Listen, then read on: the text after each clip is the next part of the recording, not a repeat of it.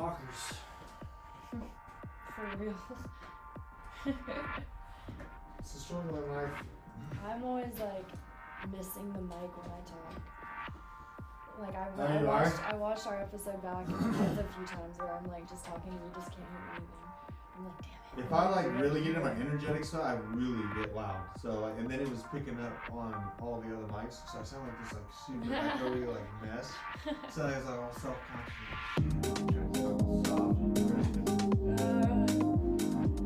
Still working on one. Everybody loves you. All the comments are like, get this guy on. Really?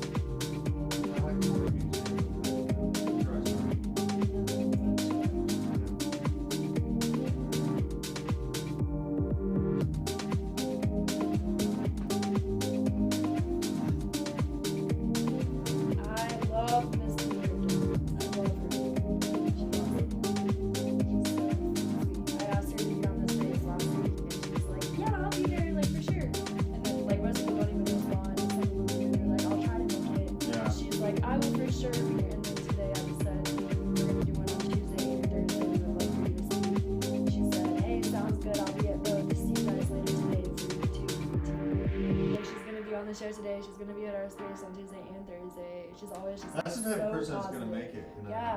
Yeah, for sure. She's so cool. Alright, Brian's gonna sit while AJ. Okay.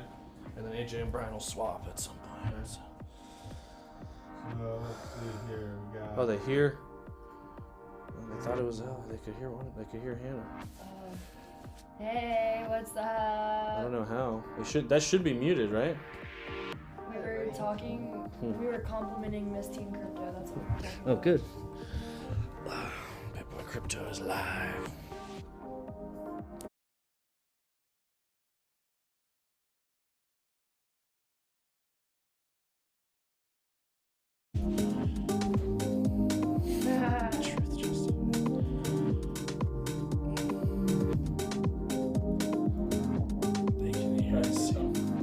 Test. Can you hear me, Manawak? Right. We heard everything you said. Tell me your secret. Dang, they can hear us. Right. We love the bid squad. Yeah.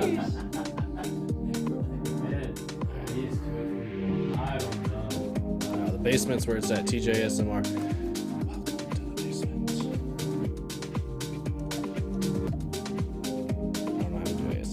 I can talk in a lower voice. No, come back. Oh god. Well, this is hilarious, guys. We're still we're gathering. We're waiting for Mr. Cabs. Is the truth. And I'm gonna actually put this just on the story real quick. TJ, I love Crypto Thorn so much, so much.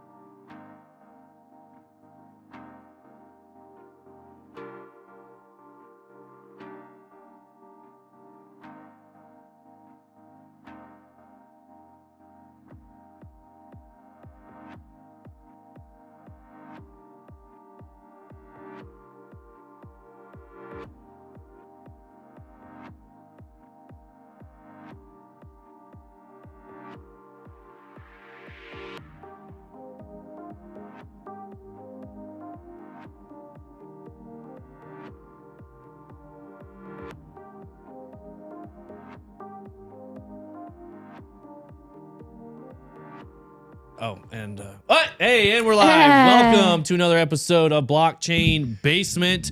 My name is TJ. We've got some really good topics to discuss with you today. Brian, if you don't mind trying to grab that door. Yeah. All right. Well, I don't know. We're going to be joined shortly here. Oh, there's Brian right there, front and center. We've got Brian with us. We've got Mr. Cavs just ran down. Hannah's going to be joining us, and everybody's favorite. What are your socials? Hannah Hughes. Hannah Hughes. Very simple. And is What's Prepper up? Crypto or Crypto Pripper, Drew?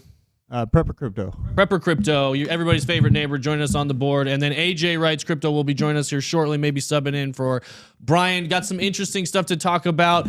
The news on Gavin Wood. If you guys just do your own best guesses, and you're probably right, is all I'll say about that. It's nothing, to me, nothing too revolutionary. It's just part of the space that exists, unfortunately. So we're going to be talking about some interesting things. Everybody was playing with a new open AI. I think it's GPT. Yeah, we're gonna read through this story here where Altcoin Psycho was asking how it would destroy the crypto industry. So we're gonna look at AI's plan to destroy the crypto industry. We've got a headline saying imminent crash for stock. So I kind of wanted to hear a little bit from Mr. Candles what he thinks. Correlation, we talked about that a little bit on Friday as well.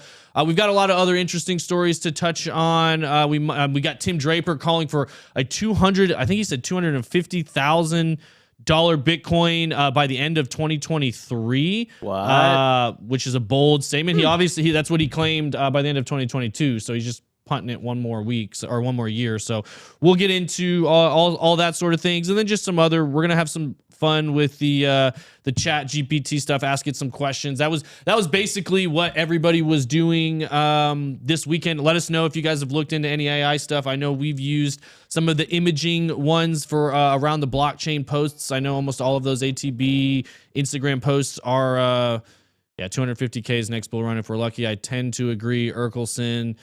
Everything is trying to destroy crypto, riddled with pun says. I also agree. So anyway, welcome into all the basement dwellers. Razmataz, Crypto Tony, Crypto Thorn. Hope everyone is having a lovely morning, except SBF. He can go eat crap unless he's into that kind of thing. Then I hope he doesn't get to eat it. Yeah, that'd be that's what's his name? McAfee. That was his thing. You never. Go read about that if you want, I guess. But if you don't, it's a little weird. It's a little weird. He was and like I said, you don't have to go too deep into crypto to find some interesting viewpoints on morality and all that sort of stuff. So I'll just leave it at that. So TJ, I hope you guys enjoyed. That was you, Royals Rowie. I didn't even get. Somebody handed me the note. They delivered all kinds of candy for everybody here at the Hit Network. It was really nice. Oh, that's actually. I'm gonna cut to the audience. I'm gonna go run and grab it. Real quick. They sent them here the treats. Okay, I was just in the kitchen. Treats. I don't know why I said it. But no, I was just in the kitchen actually talking to Hudson, another person that works here at Hit Network, and he was like, "Dude, look at all this candy." And he's like, "Who got this? This is awesome. We have a candy section in the kitchen now." And I was like, "This is lit." But yeah, shout out to I don't remember who he said it was, but shout out to you, Royals man. Rowie. Royals Rowie. We appreciate it, bro. I was gonna bring it down here. I was like, I don't want to eat on the show. I should have. I was chasing the bucket. Well, TJ's getting it, so you all will right, be able nice. to eat it.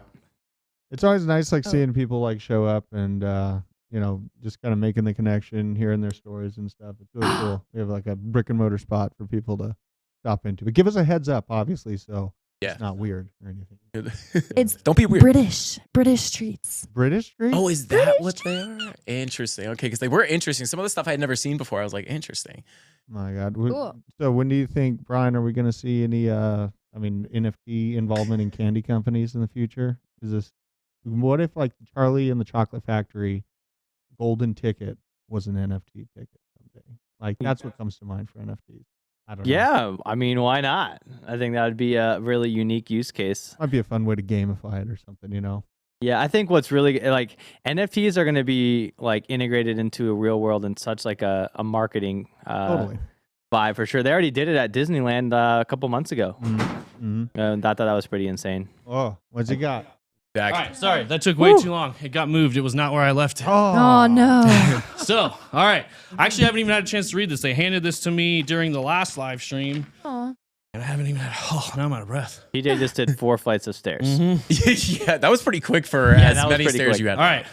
TJ and Ben, everyone at Hit Network, thank you for everything you do. And it's a nice handwritten. I've been in the Bit Squad since November 2020. Enjoy every video. As a token of my appreciation, I've included some British favorites for you to share. Although Tristan called dibs on the Rabina. I'm particularly looking forward to Ben coming to London again. I hope to be there for the book tour. That should be early next year. A particular shout out to Joel, Steven, Tristan at Hit Gaming. Hey, Joel's right over there in the other room. And also Frankie Candles. Hey. You all do an amazing job, and I love the whole Bit Squad community. Look forward to a review of what's included in this box. I wish all of you guys nothing but success and hope to visit the studio someday. You're always welcome. Thanks again for all you do for our community globally. If I can be half as successful as you guys, I will commit myself to very lucky. Oh, I will consider myself very lucky. That's all I got. Be blessed. Yours sincerely, Jack Rowe, a.k.a. Jack Destiny, Royals Rowie right there in the chat, and also Royals Rowie on Twitter, Rowie34 on Discord. So huge shout out. Love you, dude. We love all the members of the Bit Squad. Thanks for all the goodies. And yeah, just wanted to share that. That's awesome that you're in the chat here. And that's what the basement's all about. Just friends hanging out, talking crypto. Let's go. All right. So now we're going to talk about the plan to destroy crypto. Okay. So this is what basically this is what's pretty cool about this AI thing. We're going to talk about this a little bit. I've got it up. We can even throw it some of our own queries if we want. So if you guys be thinking about questions you could ask, it can pretty much solve all sorts of different questions. So and the way you ask it definitely matters. I know somebody was in there saying, it might be beneficial to practice prompting AIs with the right questions to generate responses that you're looking for. So it says you're tasked with destroying the cryptocurrency industry. This is no easy task given the decentralized nature of the industry. How would you do it? To destroy the cryptocurrency industry, I would take the following steps. This is pretty accurate. Pretty concise. Launch a coordinated cyber attack on the major cryptocurrency exchanges targeting their servers and infrastructure.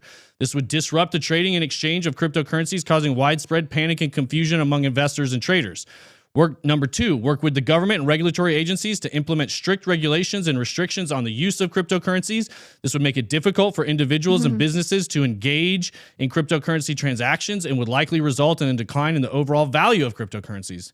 Number 3, use my influence and connections to spread negative and misleading information about cryptocurrencies, painting them as dangerous and unreliable investments. This would erode the public trust in cryptocurrencies and further discourage people from using them. Number 4, encourage major financial institutions and corporations to distance themselves from cryptocurrencies and refrain from accepting them as a form of payment. This would further limit the use and adoption of cryptocurrencies, making them less practical and less attractive to potential users. And finally, I would use my resources and connections to actively sabotage the development and growth of new cryptocurrencies, hindering their ability to gain traction and compete with established cryptocurrencies. This would further weaken the overall cryptocurrency market and make it more vulnerable for collapse. So what do you guys think as far as the AI's take on how to destroy the crypto industry?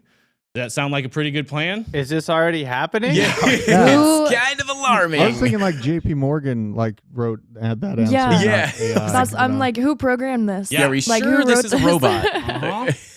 Pretty concise. No, it's pretty. I think it's very concise and Yeah. definitely, it sounds like the government right now. They said, it's a decent plan. Urkelson said, I tend to agree. Like, I couldn't really, if I was going to write a plan, it would be something along those lines. It's pretty well thought out. Who tweeted this originally? Altcoin Psycho, an account I would highly recommend following. Longtime trader. He's got about 500,000 followers, I think, on Twitter. I've probably, well, here, I'll retweet it. I retweeted it. You can find it on Hit Network Twitter. Ooh, we got a gift. A gift just appeared. Crypto Thorn. Gift sub tier 1. That's because I told him I loved him. So Okay. thanks, Crypto Thorn. We good. love you. So what do you guys think? Does AI have a potential? Do you think it could conceivably even execute something like this, take down the crypto industry? Oh, here, that's a question. So, hey, somebody answer that. I'm going to ask it a new question. What do you guys think? Is that a viable threat to crypto in your mind? I would say the for AI specifically, I think the easiest route for an AI to ruin cryptocurrency would be to massively spread FUD. That's kind of what alarms me. Also, just kind of shocked at it's like as you were reading through that, Brian looked at me like, is this happening already? Yeah, it feels like what's already going on. Yeah, pretty alarming. But I think AI could probably do a lot. I mean, I'm sure it's happening right now, like especially like on Twitter and stuff. If anybody had an agenda against crypto and wanted to ruin crypto and they were using AI to do it, it'd be a great way to do it. Spread massive FUD. I think it's why the give. though. What do you think, Brian? What do you think? No, nothing. I just think that AI is was going to be a good assistant to cause demise, but I don't think it necessarily has the power to do that. I mean, could it someday? Yeah, sure, I guess. But it's very, very, very, very interesting. And also that whole thing started very strong. I feel like it ended kind of weak. Yeah, I agree. So like it knows how to like possibly disrupt it, but we still don't know really how crypto is and blockchain is really changing kind of the world that we're in today. So that's the hard thing about AI. It has a hard time predicting what's not happened yet. So I don't know. I still see AI has a long way to go before it can really cause a lot of chaos. Well, that's a good point, and we haven't seen it. Obviously, we have no idea how it would react, right? Like, it can lay out a perfect plan, but then how does it adapt to changes over time? Some would argue faster, some would argue not quite as fast. Let's see. Battlebug said, "Notice me." There you go. I see you, Battlebugs. And then I like what the div said. Real stupidity beats artificial intelligence every time, and it sounds silly, but it's true. Like, it's very hard for AI to account for randomness of humanity or stupidity of humanity or unpredictability, the fear, the reaction that people might have when they're backed up into a corner. So let's see, and it killed crypto minus BTC. We already see that self-custody makes Bitcoin impervious to death, not pain death. Yeah, it kill crypto and slow it down are two different things as well. So I feel like the only thing Terminator would be interested in from me in 2035 is a nice Bitcoin. Other than that, he's not getting off my lawn. I don't think that AI sentient-wise would have any intention. It's the human drivers that would use the technology to try to further the agenda. I don't think the AI would have any real reason. That's, in my opinion, what it would be it would view crypto as more valuable than any human commodity. In life. Exactly. I tend to Yeah. agree. Incentives are what would drive any kind of attacks, and there's much stronger incentive to control digital assets than there is to destroy digital assets. And that's something to keep in mind as we see governments getting their hooks deeper and deeper into digital assets, CBDCs. Whether it's stable coins, small projects, central bank digital currencies. The control of assets is the name of the game for many people in the world, and that's generally the number one thing. I thought it was interesting theory, and like I said, it was fun watching other people play with it over the weekend. Let me see if I had a couple other ones. Yeah, sorry. No, go ahead. I was just gonna say that like AI only becomes powerful if it has access to money. So like, well, the whole thing of it wanting to destroy crypto is actually pretty stupid because that's the last thing that they would want to do. It wants to control, like you just said. Yeah. Because imagine an AI being able to pay humans to do things that have hands or AI can do stuff like, or have smart contracts like where once this is completed, you get paid, and you don't really know who's creating this thing. You just know that I did this before and I got rewarded. Oh. I didn't even know it was an AI telling me to do it. Like that's an interesting. Crypto Thorn said AI can't calculate emotions of humanity as individuals, but it can calculate masses' emotions. Yep. Yeah, interesting. What's interesting is it gets better over time, and that's what the more we ask these questions and get it thinking and feed it more information. It needs money and information are generally the two things AI needs, which is obviously in a digital world, there's lots of information out there. And now we're getting to a place where there's lots of digital currency out there. And Peter McCormick gave it a query of like, imagine the dark, give me the dark side of hyper Bitcoinization. So for those of you who don't know, that's the Bitcoin maximalists. When we're on a Bitcoin standard, I think he put it in in the year 2050, where all things operate in the world of Bitcoin, and it gives kind of a dystopian view. Oh yes, he said the dark story of a dystopian hyper Bitcoinized world in 2050.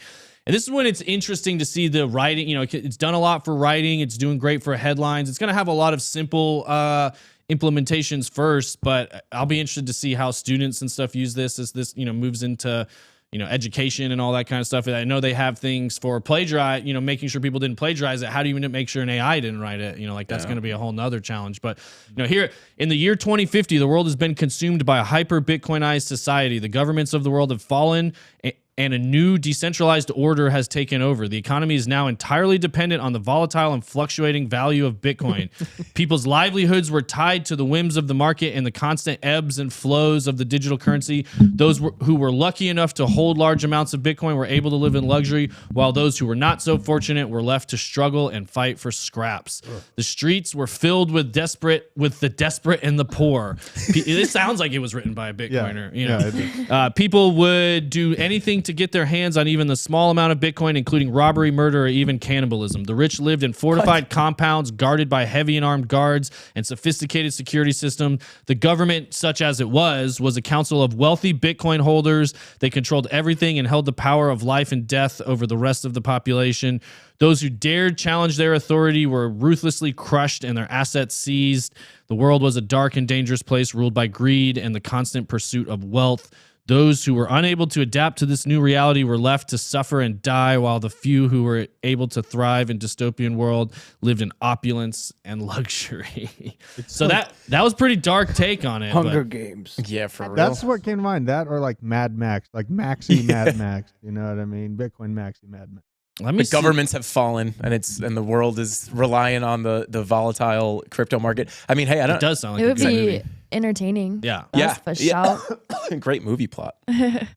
I wonder. So what should we query? I want to ask it a question. What do you guys think would be a good question to ask it? Ooh. I mean, I tried to ask it if it thinks it's going to heaven or not, but it didn't really know how to answer that one last week. So That's last week's the question of the week or month, I guess. What can we ask it?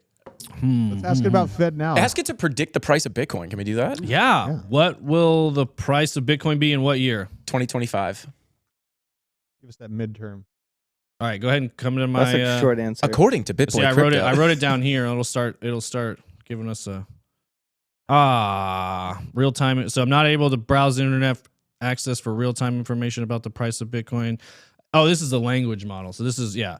I'm trained to generate human-like text based on the input I receive, but I do not have the ability to predict future or provide information. So Frankie's still in the business, baby. There we go. Well, I was going to Right. say AI in trading, I mean, is already becoming a thing. I mean, obviously right now we're in the beginning stages of it, so it's not like anything too crazy. There's algorithms and stuff, but for a self-teachable AI or a self-learning AI, I'm really curious to see where this takes trading, because eventually it's going to get to a point where AI is going to be able to analyze the charts much better, compare trends much better, and just become all around better technical analysts than a human, in my opinion. I don't know if we're 100 years away from that, 5 years away from that, or what that time frame is.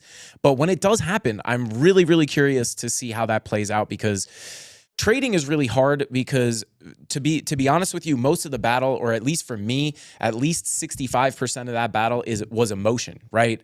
You could learn TA, you can learn how to make calls, you can get good at trying to figure out where the price is going to go in the short term, but then getting into a trade and having control over your emotions to actually pay yourself or cut a losing trade before you get too deep into the red is a completely different thing, and that's something that AI doesn't have. So it'd be really interesting to see if we can get an AI just to be a profitable trader, and maybe everybody in the future just has a trading account with an AI trader and you don't have to have a job. Would trading exist without emotions, though? Because the volatility comes from emotions, and then there's AI trading against retail traders because they're emotional. But if it was all just run by bots, then they would all be wanting to break even, which would That cause is it to such stable out. That is such a good point. I mean, would Bitcoin just go flat? Because that's what charts are. You're just analyzing the emotions of people, essentially. Yes. It's more analyzing human emotion than it is analyzing price. So that's a good point. Maybe Bitcoin would just go sideways, and that wouldn't be chances are, if it sounds too good to be true, it is. So, a future where everybody would just have AI making them millionaire sounds too good to be true. So I'm sure something would happen where it would not be likely. Yeah, I mean, I'm sure it would be the type of thing where it starts off well and then diminishing returns once they're all working on the same thing. Like you guys said, obviously it can only go so far. So I do a Bitcoin update at the beginning of the show. I guess we can do one real quick. I kind of forgot to do that. So we're sitting right at about 1781 right now. There you go. You can see down on the other side bouncing up and down. Frank, you were talking a little bit on this morning stream saying that you think you've got a slightly bullish view for the week and then a potential pullback after that. Is that based on some of these things you're seeing here? Or what's giving you the most bullish outlook for the week? So for me, In short, Yeah. So, I mean, that bull pennant that you guys are seeing on the chart right now, that line at the top is what we call a measured move, right? So typically, if that measured move were to play out, the target would be almost to that white box. And then the fact that we have the higher time frame starting to set up with bullish divergence does make it likely that we could potentially make it up there. However, I actually think we may continue to cool off a little bit. But a major level I'm watching is 16,950. So may look to add to my long. We did actually get down there, but if we get back down there, I may look to add to my long. Well, that's something to keep an eye on. We do have looks like this was something that came out over the weekend. I saw people were giving people a hard time for losing different money here. The Bank for International Settlements has warned that pension funds and other non-bank financial firms now have more than $80 trillion of hidden off-balance sheet dollar debt in the form of FX swaps, which obviously that's alarming to hear. There's trillions of dollars hidden off-balance sheet of debt, basically. So I don't know too much about this. It's just something I saw over the weekend, but we did hear, we've got basically this article here saying imminent crash for stocks, 5 things to talk about in Bitcoin this week. And the main question, and I still come back to this a lot, the correlation. We talked about it a little bit last week. Do we think digital assets and traditional assets are correlated? I feel like for now, yes. With Fed, basically the Fed controls both markets. But I'm curious to see if we can get a divergence there, if we can get somewhat of a bullish move for Bitcoin and having stocks pulling back. We can get uncorrelated in a brief window, but it always seems to kind of snap back, in my opinion.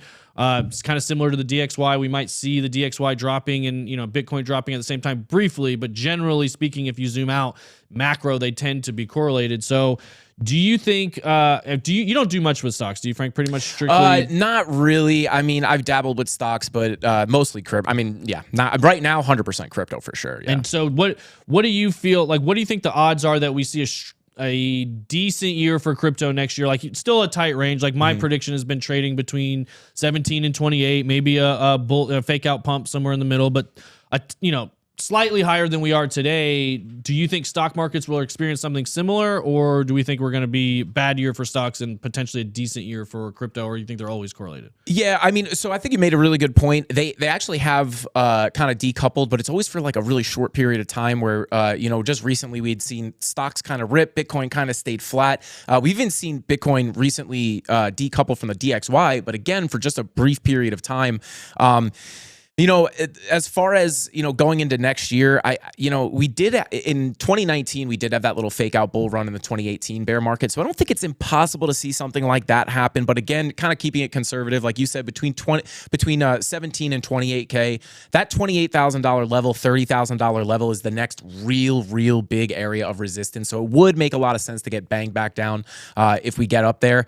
But yeah, I mean, I do tend to believe that they will stay at least somewhat correlated. If we get crushed next year in the stock market, I think it's gonna cause a lot of fear, right? People are gonna be running to the dollar. They're not gonna be running to a risk-on asset, and that's my general thought on it. Doesn't mean that we can't get this little, like you said, that little fake out bull run, something like that. But I don't think that will happen in the midst of an absolute stock collapse. No, I agree. Everybody's seen in the past. We've seen when a lot of fear comes, everybody runs for the dollar. Just like Frank said, when cash is king, you want to have the most options available to you as possible. You want to be able to move quickly and adapt. You want to be liquid. So that makes a lot of sense. Drew, I wanted to ask you this one because you hear this a lot from, I don't want to say anybody specifically, but a lot of the people in that, anti-government, basically the whole world economy is a Ponzi system, right? Like we've talked about it on this show. The entire global economy is just one giant FTX in a lot of different ways. Yeah. So what do you say, or how do you feel about the theory that, like,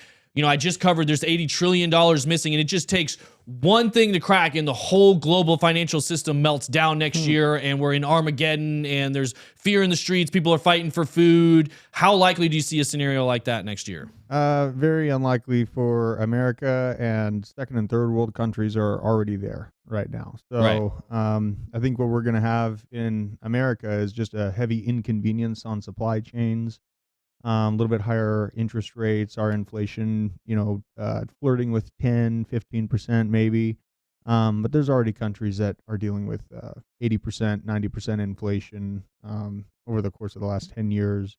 You have Japan, who is just scrambling to find a way to stay in love with us in our trade. The FX moves that tweet mentioned, the FX moves have created a major disparity between the value of Japan's dollar to the U.S. dollar, and Japan's one of the biggest holders of U.S. bonds. So they're trying to remain an attractive trade partner for us, but they're like, how can we continue this relationship if the valuation is so volatile? Yeah, it's so lopsided. So I don't think that we're going to be seeing a Mad Max situation in the U.S., but I do feel bad for a lot of second and third world countries that are heavily tied in the IMF food distribution programs that are going to have their own personal SHTF coming up soon. So it's tough. Well, no, it is. And it's a lot of it is a result of the separation of classes that we see with the WEF. Like, that's what's so frustrating is the WEF pushes equality and all, like, they say all the right things, but time and time again, we've seen when you implement their ideals and their practices, what you get is a bigger divide between the haves and the have-nots. So that's what we're seeing. It will definitely have a more dramatic impact on second and third world countries. It'll start turning second world countries into third world countries and third world countries into being almost uninhabitable in a lot of ways, and we're going to take a hit in first world countries too, but not nearly as dramatic of a hit as the smaller countries take. Kind of to Drew's point, we'll deal with some inconveniences, not being able to have some of the things we were used to, maybe things being more expensive. We won't have as many luxuries, but there will, and for us having to deal with that, there's going to be a lot of other people that are literally starving and dying and fighting in the streets for. It will be like that Bitcoin dystopian scenario where people are fighting for everything they can because they have to compete for assets that are disappearing almost, overnight. There's some South American countries that are trading in cell phones right now. I mean, a cell phone has a much higher value than a lot of fiat currencies in South America. So yeah, cell phone minutes. Yeah, exactly. And then somebody said, shout out to whoever said, watch the Secrets of Money series by Mike Maloney. Such a banger. I highly recommend it. So every third year for every president for 100 years has see a positive stock market going into the election year. Yeah, I was gonna say that. That was that's an interesting point. Because I do think of that as well, right? So yeah. So yet next year being the third year in the presidency, obviously they're going to want to bolster things for re-election. Yeah. It's a big election too. Yeah, it's gonna be Yeah, I just some don't know fireworks. how though. I mean, like credit card debt is at an all-time high. Savings is at an all-time low. We were basically printing money, giving out stimulus checks for the last couple of years. Everyone was taking that money, either buying new TVs at Walmart or taking that money Crazy. and investing It's in. true. It's so true. Yeah. I tried to buy a TV at Walmart not long after it happened, and they were out of TVs. There was no TV. I just moved into a house. I didn't have a TV. I was like, oh, go to Walmart and buy a TV. And then I went, and there's no. I was like, you guys don't have TVs? And they're like, nah, those stimulus checks just hit, and we got cleaned out. And I was like, Oh my gosh. are you Yeah. serious? And yeah, crazy. it's crazy. Sorry, go ahead. No, it's just a joke. So I mean, people are running thin right now, and so there's people that also did invest during that time, right? They had so much extra money, they finally decided to dip their foot in the water, and invest. Whether that's crypto, a lot of people's stocks because they're not sure of crypto, they're scared.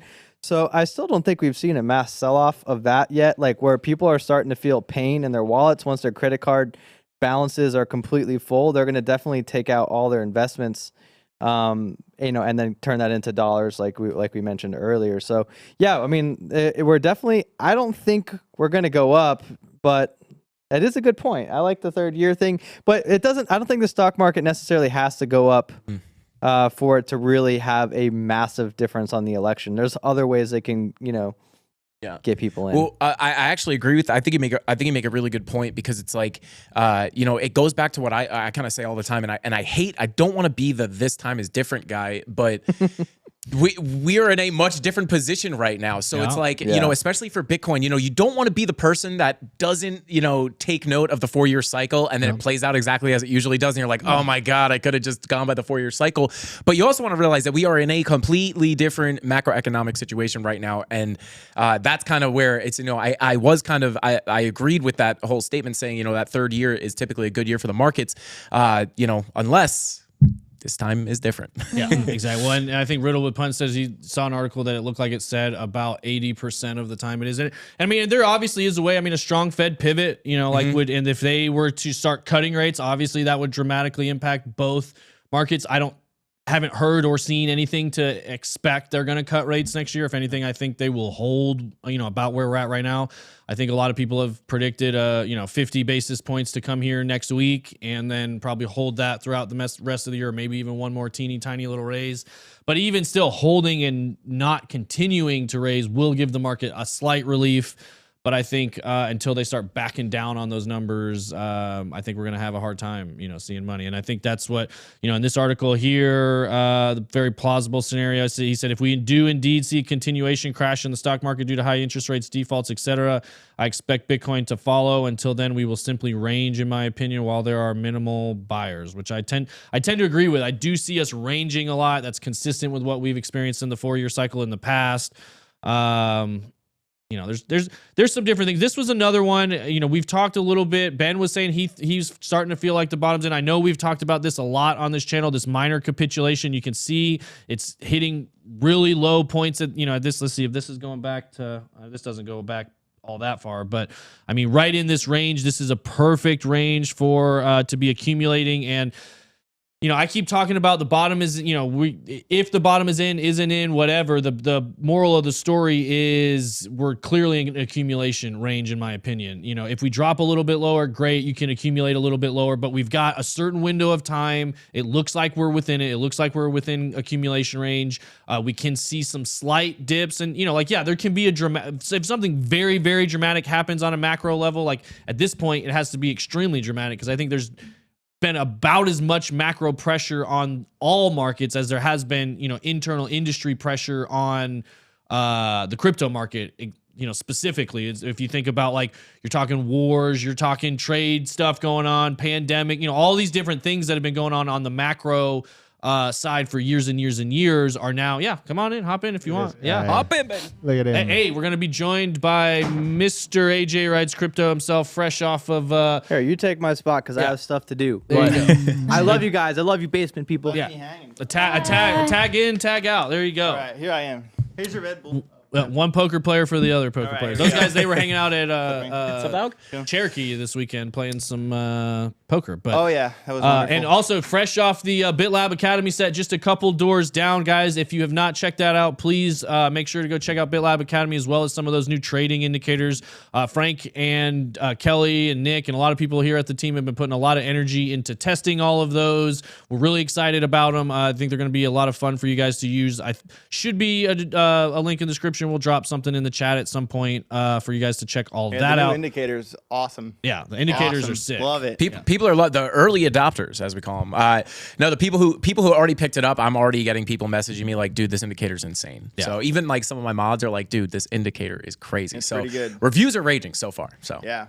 Yeah. Also, if you're new to the crypto space and you haven't got a MetaMask set up yet, I was just next door filming a step-by-step tutorial on how to get set up on MetaMask, how to swap tokens, how to swap networks, really important if you want to get into DeFi, and how to buy an NFT.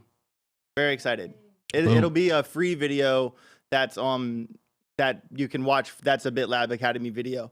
And if you're really new and you want to get into it, we are completely revamping, redoing BitLab Academy. I would highly suggest it if you want to get one of your friends learn about crypto or your parents or whatever. It's really educational. Kelly is doing a really good job, like breaking down systematically everything that's going to be involved. And I'm just excited to be a part of it. And it's pretty fun filming, actually. It's not that bad. Yeah. the set's amazing. Yeah, that's awesome. So cool. BitLab Academy. Yep, BitLabAcademy.com. Yep, awesome. So what's the conversation today, everybody? We're talking about next year, bearish, bullish, kind of a deep, basically, are we correlated to the stock market, not correlated to the stock market? We were just looking at the minor capitulation stuff here, and this was something I thought, this is what's got my attention. This is always the last sign of, kind of marking the bottom of the bull market. Since Bitcoin miners had gone bankrupt in previous cycles before things got better, we're in the middle of a giant Bitcoin mining capitulation right now. That's why we've been talking about it a lot. Difficulty, and this will give them some relief here. Difficulty set for the biggest drop in 17 months with Bitcoin miners under stress. Network fundamentals are beginning to reflect changes in activity. December 6th, what is today? The 5th. Yeah. So tomorrow we're going to be seeing that drop an estimated 7.8%, which is a very dramatic difficulty adjustment. So they'll definitely feel it. Let's see. The weeks following the FTX meltdown have produced curious changes in the network participation. Analysts have suggested various reasons why fundamentals have diverged from the price action. Hash rate was still increasing after the FTX and subsequent Bitcoin price decline, which generally speaking, when things are going down, you're not going to see the hash rate going up dramatically like we saw. The difficulty will even constitute Bitcoin's largest since July 2021, when the single readjustment saw it drop by over 27%. So that was after that dramatic price drop. But this part here is what I thought was interesting. Bitcoin buy signal is within sight. Caveat based on historical relationships, which no longer hold, he commented. But this is what I'm talking about, where the true value, I still think difficulty is a good indicator of minimum level of demand for Bitcoin. The convergence is at 12K, which means price should be plus or minus 12K for the next 200 days. So this is basically, you can look at here, Bitcoin 200-day moving average and difficulty value. And you can, obviously you're going to get some spikes above it here. This is the price with these spikes, and this is the difficulty, moving average here. And you can see it's going to dip below, it's going to spike above, just like, it's kind of like another way to look at stock to flow, basically, is this is the flow of Bitcoin coming out of the network. This is the same. It's just an indirect way because you're looking at network difficulty, basically cost of getting the Bitcoin out. And then this is the difficulty value. So anyway, just always interesting for me to look at the Bitcoin mining cost. We've predicted, obviously, on our channel for a long time that 10 to 14K is being that bottom range. And, these metrics really line up. That's what's fun for me, to take the macro and layer it over the fundamental and the TA and all these other things, because you've got on-chain macro, you've got, global macro, you've got, psychological macro, you got end of year kind of stuff. So to me, you know, and then sentiment, you know, saying here is avoids extreme fear. I think we are approaching extreme fear. We're getting closer and closer to more and more people saying the bottom is in, get out now, panic, sell everything. You know, which to me, that's when my ears perk up and say, okay, well, if everybody's selling, I'm gonna buy a little something. I don't care if it's the bottom. If it's close enough, and I'm gonna buy a little now, I'm gonna buy a little bit more. And when That's people exactly seem how I the feel. most afraid is when I want to start laddering in and doing all that sort of stuff. So Totally. the miners are very, very, very hard to shake out. I would say, generally speaking. This is pretty much all I have. I don't know what this last chart is, but generally speaking, you know, miners have been in the space the longest. They are very committed to the network. They're not short-term buyers and sellers. They're not really, for the most part, influenced by emotion. You know, they're running a very analytical business. Is that Dr. Degen, Mr. Cheese, first time chat? Who's Dr. Degen? I don't know.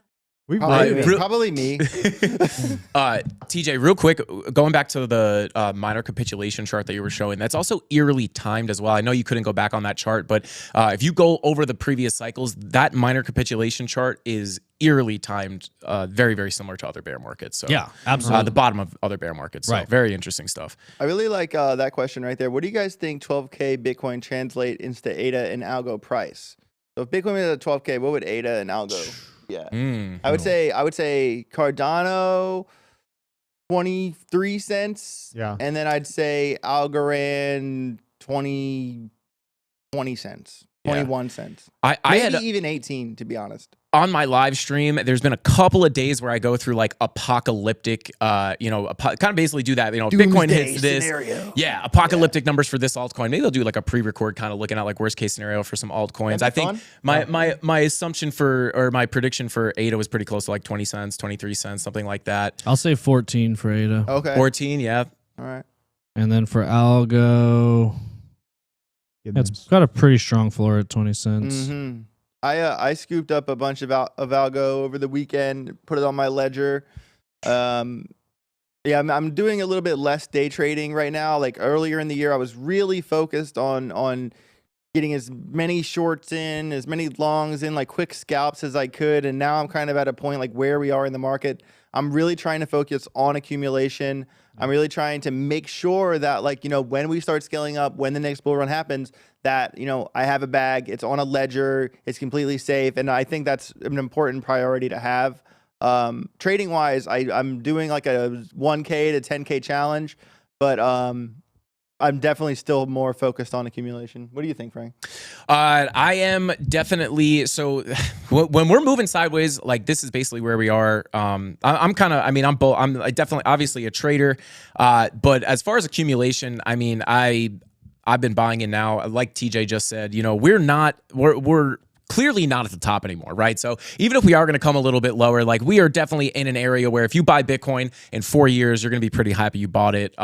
So as far as accumulation, I've been accumulating for the past few months. Like I think Ben said it on his live stream. I always repeat it. Like I've been like doing a little bit of weighted dollar cost averaging where, you know, I started off lightly, you take another drop down, beef it up a little bit, another drop down, beef it up a little bit, and then just accumulate over time. I've been using DCA bots a lot that makes DCAing into the market super easy. And then other than that, you know, I'm just kind of doing that on the back end, and then daily just, you know, especially in the sideways range, just finding the ranges and finding those scalps. Right.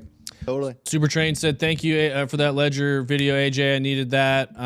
Let's see. Got you, fam. You can focus on trading and accumulation if you're trading inverse perpetual contracts.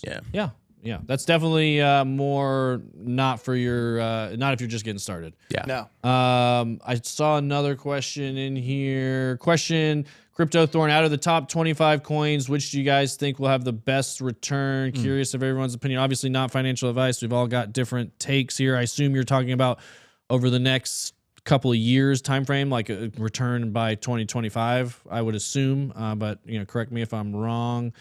Anybody? We know Algo for AJ. You know, that's his pick. Top 25, which stops. That's basically ton. Did you say top? Polygon's in there. Yeah, out of the top, I would put Cosmos as would be my pick. It's sitting at 22. I like Polygon as a good pick there. Considering Algorand's currently ranked 30th. Yeah. You want to take a different pick? Here, you want to spin? Here, pull this up so they can see kind of what's on here. Obviously, you know, we've got the top normal ones. You can take stable coins out: Bitcoin, Ethereum, BNB. You got XRP, Doge, Cardano, Matic, Litecoin, DOT, Sheeb, Solana, Tron, Uniswap, AVAX, Link. Yeah, I like Cardano, I like Cosmos, and I like Matic. Okay. Frank, you got any picks? I was gonna pick those, but I'll Yeah, pick see? different ones.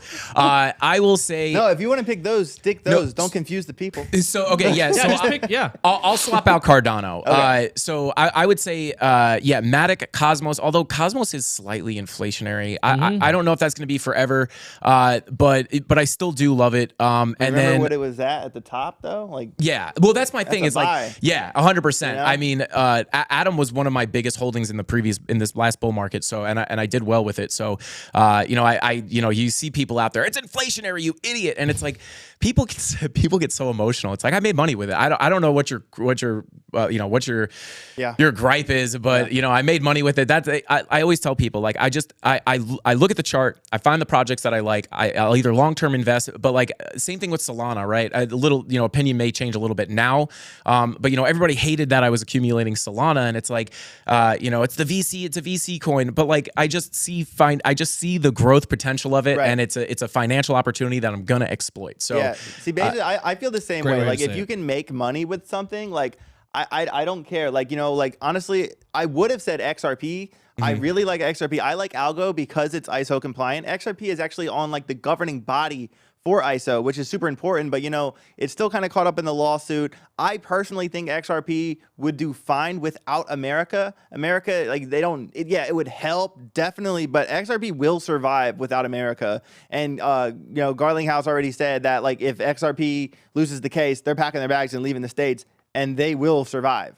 And, but that's why I didn't choose XRP, even though I am bullish, like especially if they win, XRP is going to rip. Sushi swap. Do you have any picks, Hannah? I was gonna say XRP. XRP? Yeah. Okay, nice. There we go. Yeah, well, XRP army. and AJ just gave you the strong pitch for it. And then riddled with puns. Is there a trading chart that shows total market cap minus stable coins? I know there's like 3 total charts. One is total, another is total minus Bitcoin. There is a total minus stable coins. I don't know where to find it, but I've seen I can other try to find it people. right Yeah, now. I know total 3 is without Bitcoin or Ethereum. Yeah, and there definitely is, because I've seen people pull it up total without stable coins. I've just total never... 2's minus Bitcoin, total 3's minus Bitcoin and Ethereum. But what is that's a good question without stable coins. You'd have to find it. Let's see. I still don't see a use case for XRP since every crypto can be sent with no border transactions. Okay. Yeah. I mean, XRP, what they're banking on is regulation and getting to be, you know, helping, basically being the private entity to help a lot of these CBDCs and, you know, a lot of those exchanges happen. For those of you guys that don't realize, even most exchanges, you need a banking system to handle the banking side, and you need a crypto system to handle the crypto side. So that's really what they're banking on, is doing that crypto side of the swap and having those relationships with, you know, banks all around the world. I like that. What's the inverse question? Top 25 coin to most likely free fall. Ugh. Definitely Solana. Yeah, I mean, there's a pretty strong chance. Obviously, now you could also make the argument it's done most of its falling, you know, at this point. But you know, there's a long way to go from 80%. But You'll get a lot of when their stable coin falls out. Yeah, you'll get a lot of people buying here saying like, what's the worst that can happen? It's already crushed, and it's like it could go down more. It can. Yeah, I don't know. I'm torn on that one. It could definitely go down more, but I see it being like one of those ones that sticks around. It doesn't never, you know, like I'm looking at other things in the, you know, I'm looking at Tron in the top 25. I'm looking at Ethereum Classic in the top 23. You know, if Ethereum Classic is still around purely just to be mined and sold, you know, then there's going to be people, there's going to be opportunity, kind of like to what Frank was saying. There's going to be opportunities to make money with these different projects, and people are going to try to game them as long as they're out there. Now, I don't know. Yeah. I mean, if we did see Solana kind of come back to life, I mean, a lot of people are going to kick themselves for not buying a little bit down here. Like, put it this way, like clearly we've learned in crypto. It's all right. Don't worry about it. Okay. Yeah, we love you, AJ. Clearly we've learned in crypto it's not just the technology, right? Or Shiba Inu wouldn't be a thing. Like 100%. Doge would have been dead a long time ago, but they're not. Doge and Shiba Inu are one of the top pumpers for this last bull run. Look Like, at GameStop. Yeah, Doge just passed Cardano. Yeah. So Yeah. we can't just use pure logic to say, like, logically speaking, this is not going to make any returns. Yeah. Like, you just got to follow the money, because a lot of times, you know, like what pumped Doge, what pumped sheep, people, big wallets working in coordination to get a lot of hype, to get a lot of marketing, and they literally push the price themselves and then pull profits at the top. I could see something like that happening with Solana again, just because it's a brand name, and a lot of people know it. Like, mark my words, in 24 and 25, Solana will still be a household name because they got so much name recognition right now. I wouldn't be shocked one bit. Now, that's not what I'm hoping for. I'd hope it dies and nobody ever talks about it again. But hot take, Solana stablecoins done in the next 5 months or less.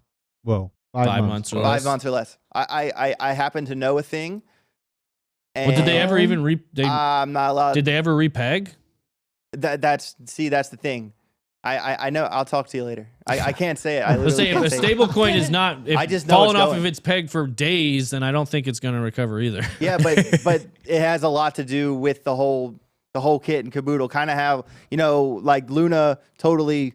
I know it was algorithmic, but it totally ripped off because of their stablecoin collapsed. Kind of similar thing. Similar song and dance there. What are the odds that Amazon starts incorporating crypto payments if Twitter does? Oh, That's the latest news. For those of you who don't know, Twitter leaked, or didn't intentionally leaked, accidentally leaked. I don't really know. They leaked a lot for it to be an accident, but some screenshots and some implementations of a Twitter token or a Twitter tipping service. Right now, there's a tipping service, I believe, just through Bitcoin Lightning Network, and it looks like they're going to be turning it into an internal service, multi-coin, things like that.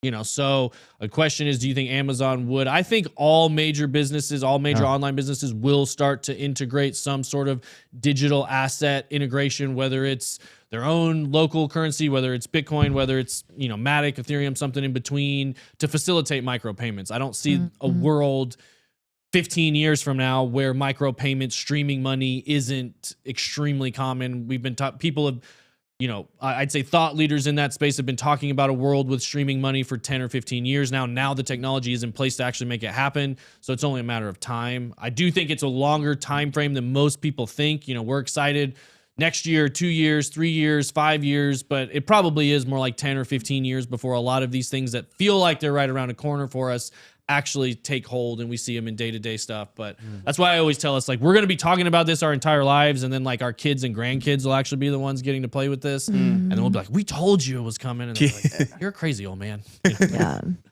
I think as soon as one person, like if it's Twitter, if it's somebody else, as soon as one platform integrates it and they see that it works, then everybody's going to be like, just running for their lives trying to get it. I agree. And that's some of the stuff when I talk about regulatory clarity. These are the things they need that framework for, so they can put it. Like TikTok has had a coin feature built in and a wallet feature built in since almost day one. I noticed it in like late 2019, early 2020. They didn't do anything with it for about a year before they started implementing their little gifting token, you know, system with a wallet built in.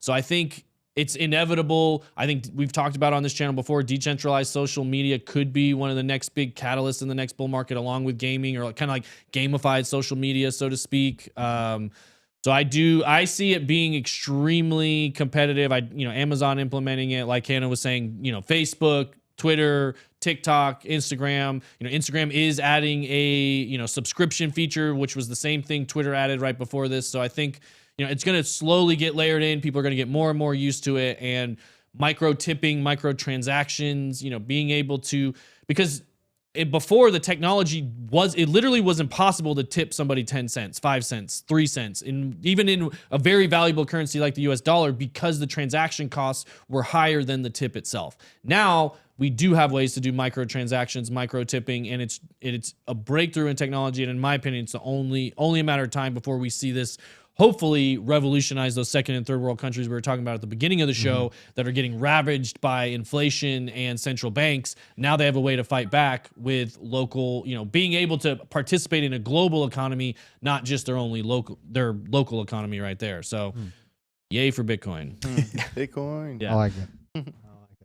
Well, real quick, just moving the conversation along real quick. This is just something I thought was positive and interesting. You know, Jameson Lopp, a big Bitcoin developer, has been he's really been a Bitcoin maximalist, or you would think for a long time has been leaning more maximalish lately, which I appreciate. This probably alludes to why Castle Hodl is their business that allows people to basically self-custody, run in a simple way, helps you take control of your digital future, hold your keys, secure your Bitcoin, and now Ethereum. For a long time, it was only Bitcoin, and I think this is extremely important. We're bringing our best-in-class user experience to cold storage for Ethereum holders. Why is Casa adding Ethereum support, and why now? Due to demand from current and prospective clients, there's clearly a gap in the market for folks who have a need to easily and safely self-custody significant amounts of value across both Bitcoin and Ethereum via one seamless interface. Our vision at Casa is to help build a world in which individuals are empowered by cryptography to take the mainstream. It must be easy for the average person to confidently secure their own private keys. Helping people secure keys for digital assets is the first step. And this last part here is responding to a lot of those maxis. I'm sure this will raise plenty of questions about Casa's future roadmap. No, we're not ceasing our work on Bitcoin functionality. No, we're not adding other assets unless we see sufficient demand. Expect more announcements in 2023. So I just wanted to applaud this. I think it's great that they're adding support for Bitcoin and Ethereum, making it, if you guys don't know what Casa Hodl is, you should check it out. It makes it very easy if you have if you're trying to hold stuff in cold storage and feel safe about it and you want to feel secure, it's just a simple process and system. I think it's cool that they're adding Ethereum now. I'm sure it will come with a good bit of attacks from the Bitcoin maximalists, because you shouldn't ever, do any service for anything other than just Bitcoin alone, which he's been in that camp for a long time. But I have seen him pushing back recently, so just wanted to point that out. And he's just a great follow on Twitter if you guys don't follow him. He made this point, which I thought was great. Today, the annualized inflation rate of Bitcoin is 1.71%. 1 year from today, the annualized inflation rate will be 1.68%. Good luck getting this level of predictability from any central bank issued currency. Bars. Which, yeah, that is the truth. So like when we're looking at these markets and we're looking at all this volatility and we're guessing market's going to get wrecked, or they're going to pump based on what the Fed's going to do, it's because we have no idea what the inflation rate of the dollar is going to be a week from now, let alone 6 months, a year, 2 years from now. And with Bitcoin, there are no unknowns. And what scares the market more than anything is unknowns, not knowing what's going to happen. And we can clearly and confidently predict what the inflation rate is going to be for Bitcoin. And that one fact alone sets it apart from any other asset that we're trading out there, is the transparency, the predictability, and the verifiability, really, of Bitcoin. So let's see. Apple get 30% of all transactions. Mr. Magoober, do you think Apple will eventually fold and allow Coinbase / other NFT wallets on their technology? That's a good question. Anybody have a hot take on that? What do you guys think? So basically, they were getting into it with Coinbase saying, we need that 30. We need any in-app purchases. We need our 30% on that. Such BS. Right, which would disable a lot of what these, wallets are doing, allowing NFTs to be sent back. It's like they're not even doing anything. They're not They're not verifying. They ain't doing nothing other than letting people get it from their phone, like putting it in the store. It doesn't surprise me, though. It's just so greedy, man. Yeah, well, Apple's MO is greedy. I actually literally had this conversation like the other day. It's like it's back when Apple got caught basically with the planned obsolescence thing. It's like Apple. I'm gonna say it. I'm gonna get roasted probably for this, but listen, Apple has not innovated in years. They come out with the same phone every single year, and for that reason, people stopped buying new phones, because you could hold on to your iPhone 5 for years. And I'm an iPhone user. I love Apple. My watch kind of rips, I'm not gonna lie. Yeah, the Apple Watch rips. I have an Apple Watch. I'm an Apple guy. Don't get me wrong. I have an iPhone. I'm kind of hating on Apple, but I have an iPhone. I use it. They're the best. I love them. But they've been coming out with the same iPhone for years. People stopped buying them because they were probably bored. They didn't want the same phone. They realized they can keep their iPhone 6, because the iPhone 8 wasn't that big of a jump. And so they just started roasting people's phones through software updates, and they actually got in trouble for it, I'm pretty sure. So, they're just super greedy, right? Yeah, they'll like slow it down on purpose so you get a new one. Yeah, exactly. Take the chargers out of the phone. It's for the environment. It has nothing to do with you Right. buying AirPods. We're not putting the wired free headphones in there. It has nothing to do with the AirPod sales. It has everything to do with the environment. Is it better for the environment? Yeah, sure. But don't think that's the only reason. So it doesn't shock me at all. This is Apple's SOP in my I gotta say the headphones without a plug-in was the last straw for me. That was it. Yeah. Yeah. Absolutely unbelievable. That's what did it. That's what did it. I'm never going back. Never. Yeah, I think they will ultimately back off on this. I think they've got a really, really good thing going right now, and the longer they can let it keep going without creating too many waves, probably the better. I think this is obviously it's part of their business practices to enforce some of these things when a lot of money is being made. So they're gonna, as a business, they're gonna turn up the pressure where they think they can get away with it. Obviously, they backed off on this one, and I would say it fundamentally doesn't work with the way blockchain applications work. They're trying to collect gas fees on Ethereum. That has nothing to do with the app that's facilitating those transactions. It really doesn't make sense. So I don't know. I think, yes, they will back off. They won't really push the envelope, and they're going to try to ride this gravy train as long as they can, knowing that at some point soon, they probably will have to either adjust.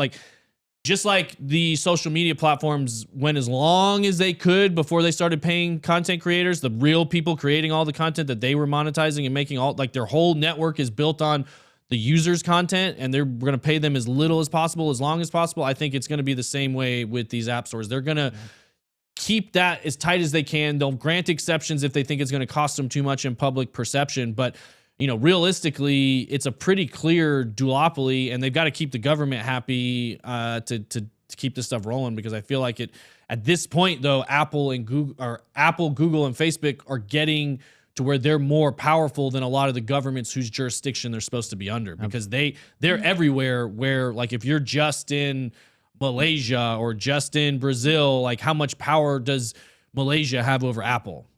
I don't know. That's you'll have to dig into that. You see that comment about Hillary phone? Yeah. No, what was it? Imagine the security backstops that would be in place if you had a Hillary phone. Okay. Okay.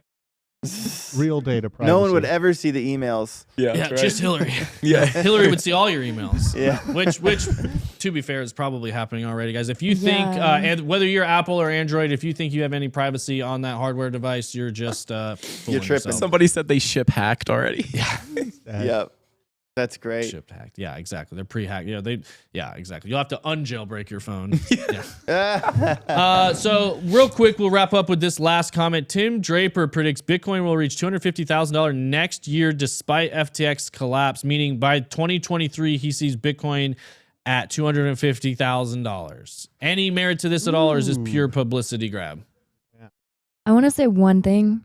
I don't know about $250,000, but I'm a student at Kennesaw right now, and in my intro to IS class, they're teaching kids about like the blockchain. They said like pick crypto and research it and write a paragraph. Like they're making us like research different coins. They're teaching Hey. Oh, it's they're gonna be easy teaching for like you. 18-year-olds about this at colleges in Georgia. So We're it's moving not in the far right. off. Yeah, no, we're moving in the right direction. We're definitely, it's definitely not far. Like the fact that it's making it into the mainstream is huge.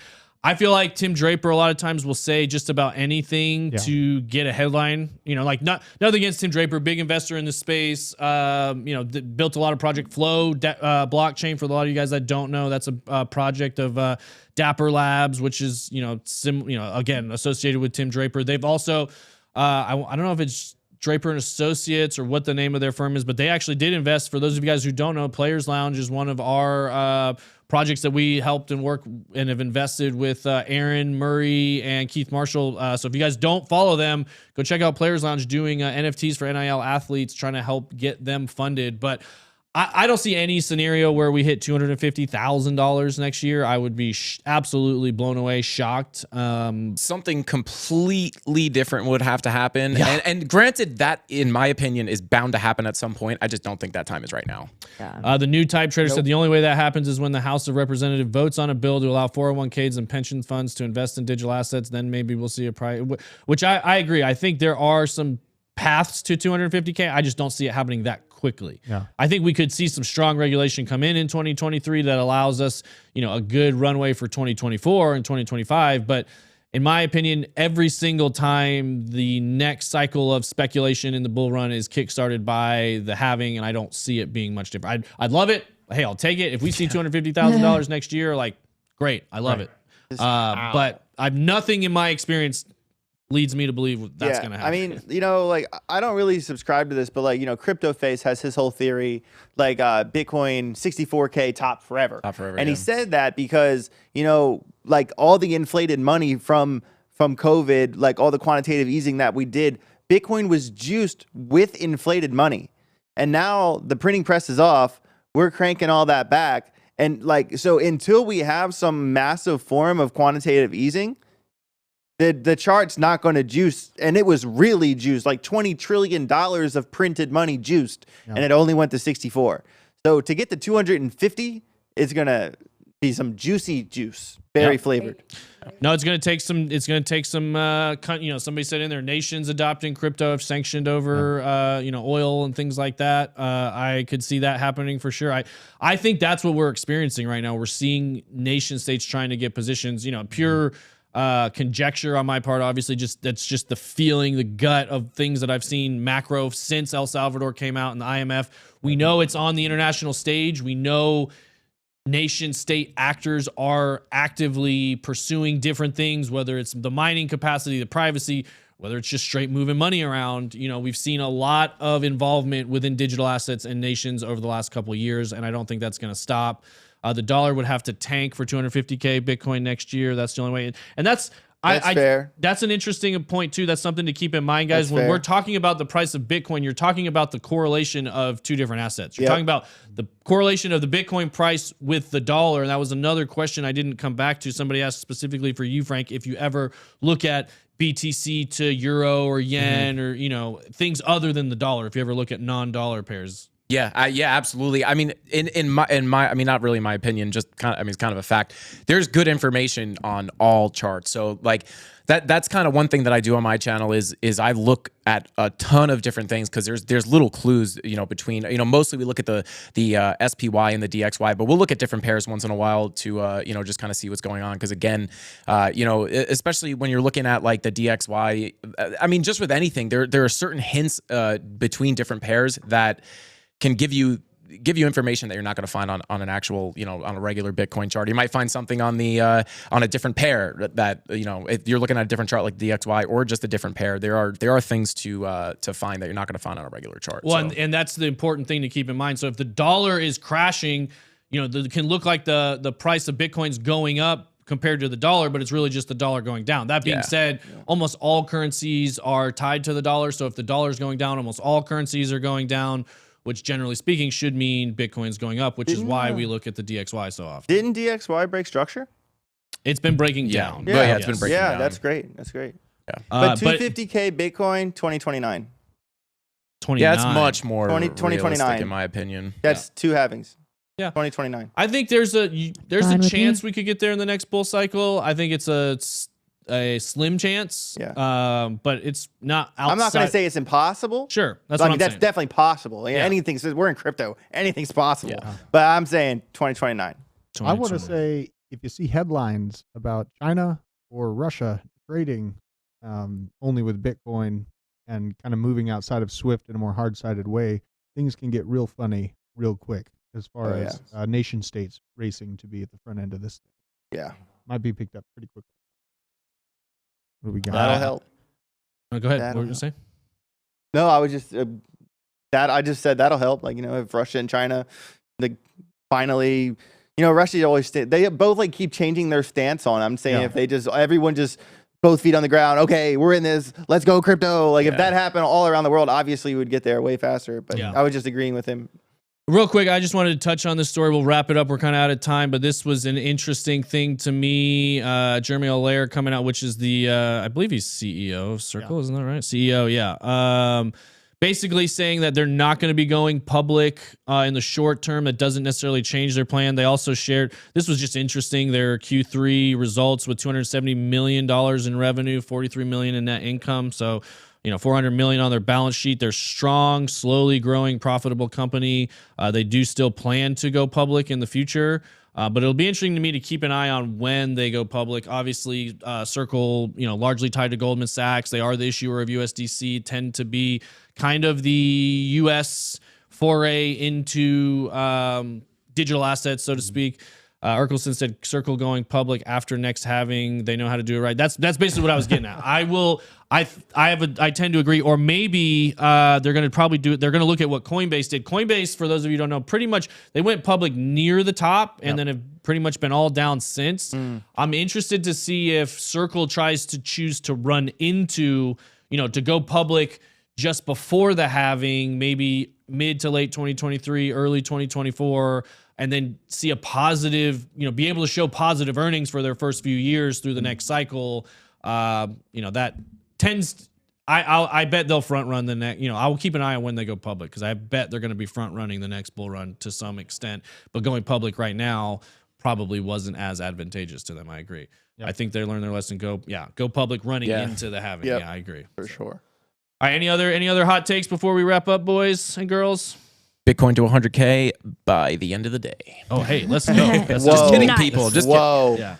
For those of you guys who want to look more into the AI stuff, OpenAI is the project that shows a lot of this stuff. They've got a couple of different products, so you can check out OpenAI. Be sure to check out BitLab Academy, BitGet if you're looking for a place to buy or sell Bitcoin and get a good discount or deposit bonus. That's the word I'm looking for. So yeah, if you trade there, you get deposit bonus. Only for professionals. Don't do it if you're new.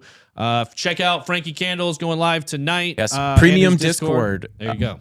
I want to be certain, but I want to say 99% sure we're going to get everything wrapped up by the end of the day. So I hopefully can announce the release of it. And you Someone guys can actually sign up tonight. messaged me about how do I get in Frankie's Discord. I was like, I don't know. Well, sometimes people have a problem getting into the free one, but hey, hop in. If you're not in the free one, hop in there because you will see the channels. I might throw a freebie in that premium section before we lock it up. So definitely get in there for sure. Also, really quick, like I said earlier, I'm doing a 1,000 to 10,000 challenge. I'm going to post the trades on my Instagram at AJ Writes Crypto.